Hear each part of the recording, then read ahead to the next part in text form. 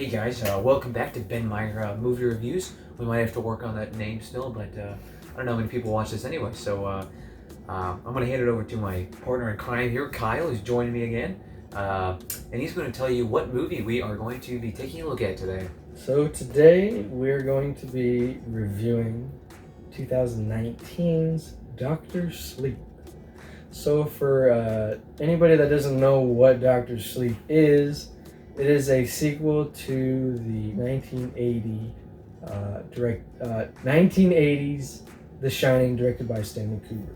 The horror classic, The Shining, yes, directed by the great Stanley Kubrick. I'll add in, the usual. This film it's a 2019 film, as Kyle said, created or filmed. What am I saying? Warner Bros. Pictures. That's what I'm trying to say. It was distributed by Warner Bros. Pictures, made by maybe some smaller companies, and specifically, but distributed by Warner Bros. And it was. Say, as the Shining was written by. Oh yeah, it's. The Shining was a horror movie based off of the same name of the written, book. Yeah. By Stephen King, written by Stephen King. And so many years later, Stephen King, 6 years ago, 2013, wrote Relatively recently. the aforementioned movie.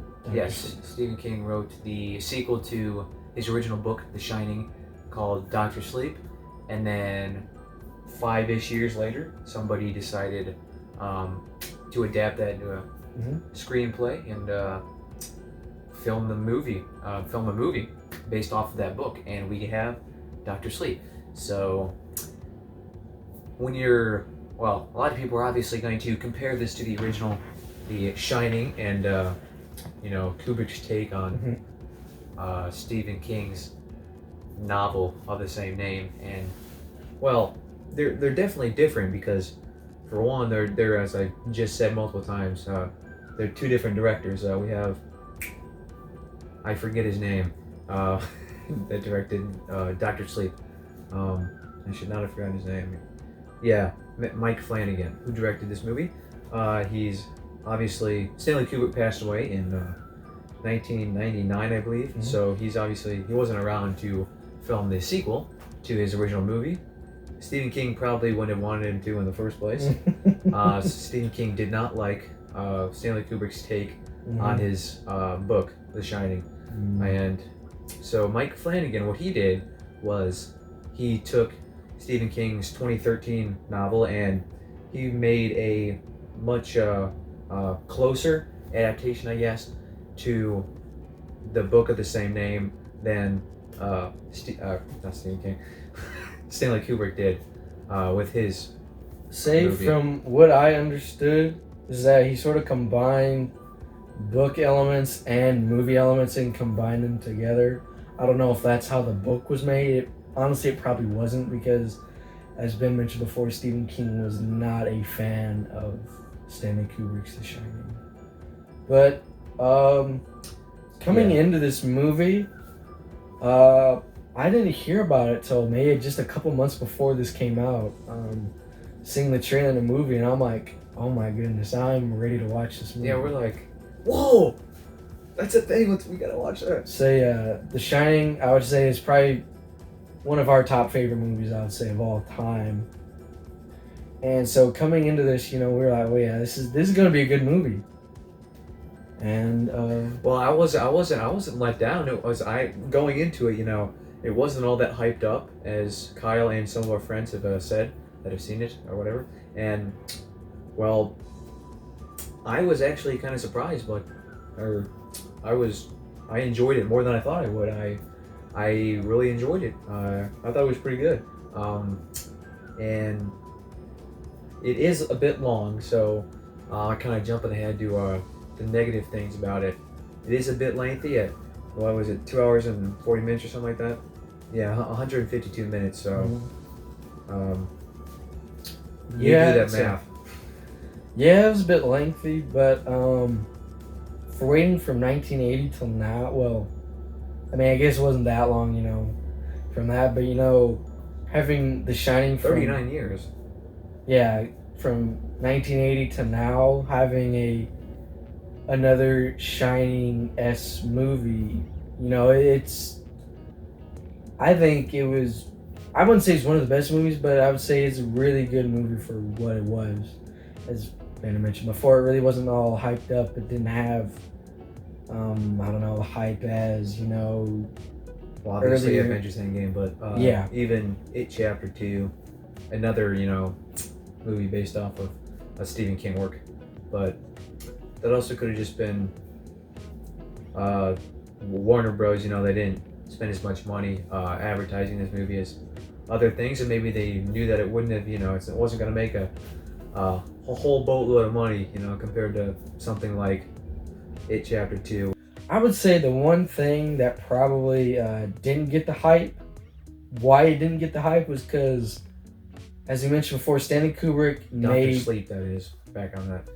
Yeah, we're talking about that. I'm saying Stanley Kubrick directed The Shining, and that was just an amazing movie. And so I feel like if they would have put the hype into it, it would have let people down, because it's not.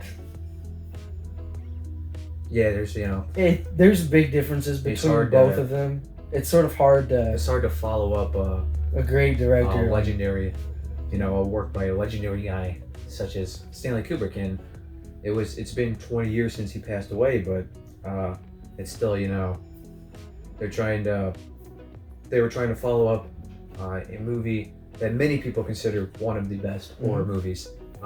Everybody has their own opinions, but a lot of people think that, and so I guess we'll finish some of the negative things. Let's just talk about those first and get them out of the way. So we said the runtime. The runtime's a little lengthy. However, it's not too bad. Like, you're not really bored at any point. No, I say, watching that movie Keeps you interested. It doesn't feel like you're in there for Yeah. 2.5 hours. It keeps on going and going. It's not staying in one scene for an hour long. That'd be just ungodly. But True.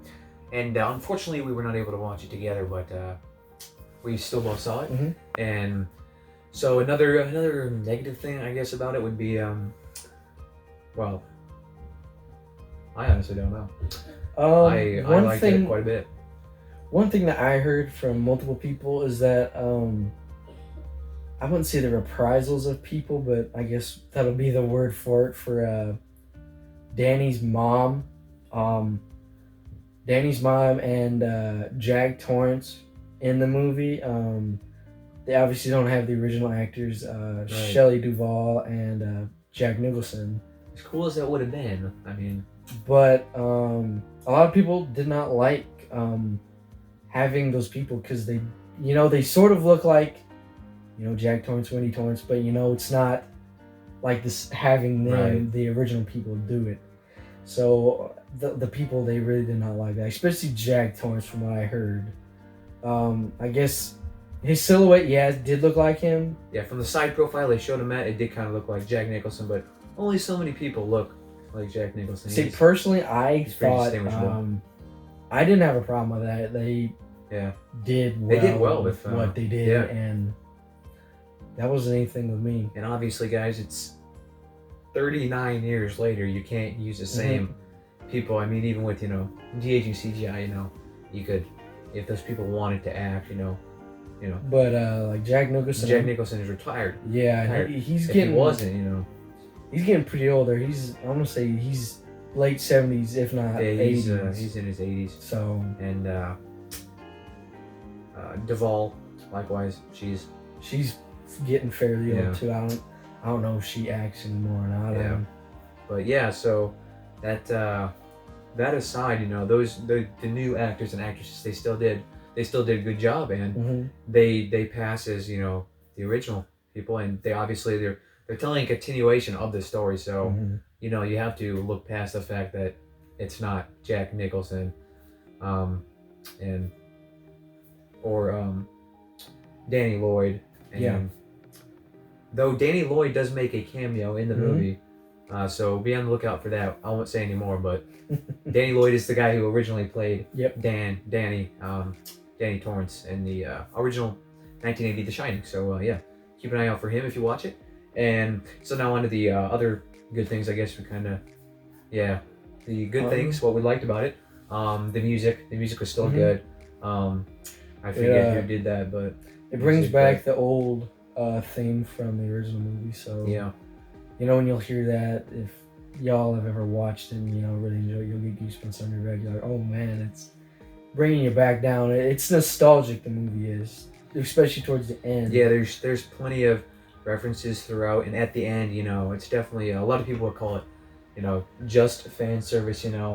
Seeing as how they went back to the Overlook Hotel, and we see a lot of the same stuff that makes reappearances from the original movie. But I thought that was cool. I like seeing that stuff again because it's been 39 years and everybody loved the iconic things that they showed. So sure, why not show them again? Recreating that the hotel in the first place probably wasn't easy. So no, I mean it's been a while since they've had that like set up. it was recreated like perfectly, and the elevators, with the blood, they kind of used that scene again, but that's okay because everybody, it's an iconic scene from the original. So Mike Flanagan threw that in there, and as we were saying before, like he has a blend of Stanley Kubrick and what he did in referencing the original film, but he also took it in a direction of, and then he also a new direction in incorporating the actual. He also takes some parts from the Shining book, along with he took he adapted the stuff from Doctor Sleep itself, and from the Shining book, the original book, as we see a similar ending in the movie Doctor Sleep to the ending of the Shining book, and that's okay because Stanley Kubrick didn't end his movie like the book ended, so we kind of got that here with the Overlook burning down, and Jack making the boiler room blow up or whatever, so causing the Overlook to burn down, and the ghost, we see all those all the iconic, the twins and the owner of whatever his name was. Yeah, Delbert Grady. Yeah. We see those guys come back, different actors and actresses, of course, but same thing there. You know who they're supposed to be, and they serve their purpose. It's definitely, the movie explores into, it gets more, like magic feeling stuff, it goes more into depth than what The Shining is, and the powers that Danny actually has. And Danny and this new girl, Abra, who also has The Shining, and what they can actually do with this power. And I'm not sure if that was explained more in Doctor Sleep, and that's what Flanagan's taking it from. But yeah, he delves into that more, and we get to see some pretty cool abilities, almost like like they're almost superheroes now. But you still got the whole seeing the dead or seeing ghosts and being able to communicate to other people with The Shining. We see that as Danny now communicates with Abra that way, as Danny once communicated with what's his name? Halloran. That way, and we see that again in this movie. But so I don't even remember what's the name of the bad person in the movie. Pull up my handy dandy phone. Yeah. Help us out here. So basically, there's this bad cult of people. Rose the Hat, who's in charge of the head of the True Knot, which is a cult. Yeah, like I just said, it's a cult that feeds on the shining power that children have, all the shining powers of children. They called it steam. It was steam that these children gave off, and this cult, I like saying cult, this cult, they went around and actually just like sucked the life, the steam, the shining power out of these children, in essence killing them in the process. And it wasn't pleasant to watch, and no, it was kind of gruesome. But so that was that was the villain of the movie, until we get to the end where Danny eventually has to face those iconic ghosts, spirits, once again in that in the hotel. And so we really get to see how Danny has coped since the original movie with those spirits that went out, lingered with him and wouldn't leave him alone even after he left the Overlook Hotel. He figured out a way to lock them up, but to save Abra and to save, himself, he had to unlock them and once again figure out how to, not die in the Overlook. Even though he eventually did, but he sacrificed himself for Abra, and she. I don't know. There was a kind of cool gunfight where they shot all the bad guys. That was kind of cool. Yeah. I kind of went off track there, but yeah. Yeah, and I really have to say that Ewan McGregor, who plays Danny in this one, he did a phenomenal job from carrying over from Little Danny in the 1980 version, The Shining, actually. Did a phenomenal job. As we all know, he's done many great acting jobs, and this just keeps adding to his career. Yeah. Good job to everybody in the movie, and it's apparently not as many people saw it as you might expect, considering it's the sequel to The Shining. But we're hoping it made a profit still. Some people would say it bombed at the box office, but that's also because of a decrease in numbers in general from this time last year. I don't know what the cause of that is, but we still go, so even more than we did last year probably to the movies. So yeah, we enjoyed it quite a bit. I enjoyed it a lot, I'd say. It was, you probably say, we would say that it is a worthy sequel to The Shining. Mike Flanagan did it really well. He did a good job. Well done to him for what he was able to put together, mixing all the elements and giving the fans what they wanted, seeing the Overlook and whatnot again, because classic. And so I don't have that many bad things to say about this movie, so go take a look at it if you haven't.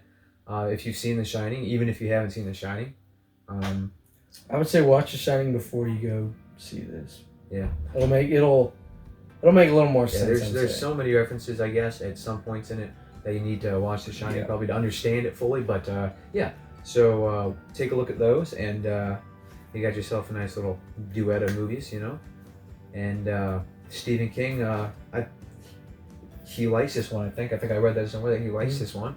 He accepts this adaptation of it as like worthy-ish or whatever. So good for him, and so good job, Warner Bros.